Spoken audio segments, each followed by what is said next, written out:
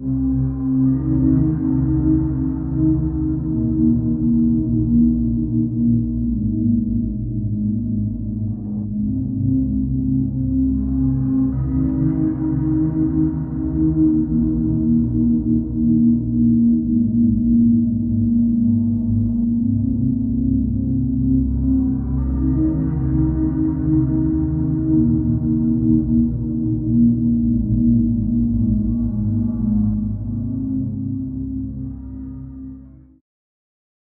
October 2001, the U.S. military established its first front in the war on terrorism in Afghanistan.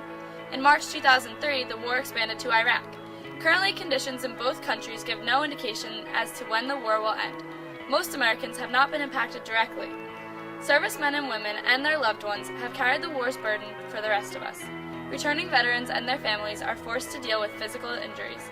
Still others encounter mental trauma, which may not be as obvious, but just as paralyzing. President Obama has called for more troops in Afghanistan to help stabilize the situation, like here in Logar province. Baraki Barak is a district, actually, which means like a subdivision of a province. I think there's about 100,000 people in Baraki Barak, which makes it a pretty populous district as far as these things go. It's a farming community, so 80-90% of the folks there either grow wheat or corn or raise animals, goats and sheep and cows. Traditionally, Baraki Barak grows much of the food that people in Kabul eat. A year ago, there were 100 Americans in Logar province. Now there are 1,000. Big improvement. When there were 100, they couldn't do anything. They sat in one little base and looked around, and that was all they could do. No local development work, no training up the Afghans. Now, with some U.S. reinforcements, they've got enough troops to do some work. Marine General James Conway discusses the shift in Marine deployment and increasing the number of Marines from 5,000 troops to 20,000 troops. Today we have just under 5,000 Marines in Iraq. Because of our turnover that I referenced earlier, we're at about 13K in Afghanistan, and of course you know that's going to grow to something just under 20,000 when the deployment is complete that the President has approved. This call for more troops creates a strain on the already limited number of servicemen and women. This means that many American soldiers will be asked to return to Afghanistan for their second, third, or even fourth tour of duty. Many Americans would like to help our servicemen and women, but don't know how. Casey Loundy, a senior at Point Pleasant Beach High School in New Jersey, created the military-friendly program to help ease the burden on active duty personnel and their families. The program is designed to lower vacationing costs for these men and women by providing them with free beach access and discounts at local businesses along the Jersey Shore. Geographically, the term Jersey Shore encompasses about 130 miles of the New Jersey coastline, from Sandy Hook in the north to Cape May in the south. According to the Newark Star-Ledger, over 70 million people visit the Jersey beaches each summer. In New Jersey, beaches are owned by municipality, so beachgoers have to pay a small fee each time they hit the beach.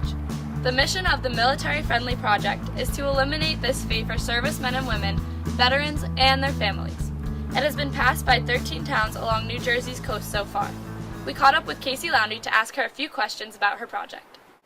Casey, what inspired you to start Military Friendly? Last year I did a report on my grandfather, Sidney Loundy, and I found out that he served in World War II. I interviewed my grandmother because he had passed away before I was born, and found that he served in World War II and was captured in the Battle of the Bulge, but he was later liberated by General George Patton and his troops. And I found out that when he returned home, he would let people stay at his boarding house for no price at all that were serving, or that came home and weren't going back to serve anymore, and would feed veterans for free at his restaurant. And I thought that we should be doing something similar to this and give back to them. It really means a lot knowing that all these people are fighting for us, and there's really not a lot going on, so we should help them out as best as we can. Very interesting. How do you get towns to approve your project? I go to each town council and propose the idea and hope that they'll pass a resolution allowing free beach access and let their businesses do what they can to help out. Did you approach any other branch of the government?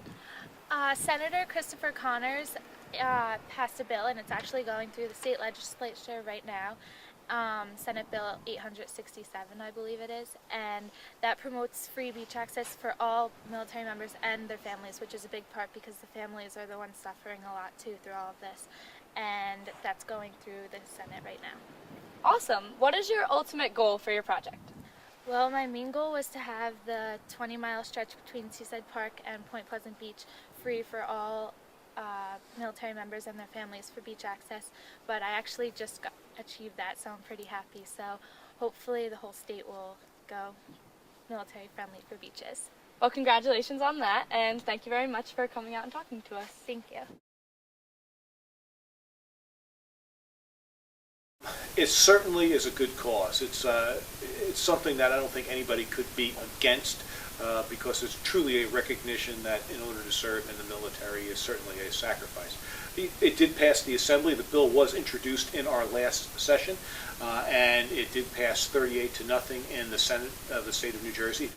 Campaigns such as the one that Casey Loundy is going to each municipality to get them to support it with a resolution is important, because at the end of the day, we are elected representatives of the people.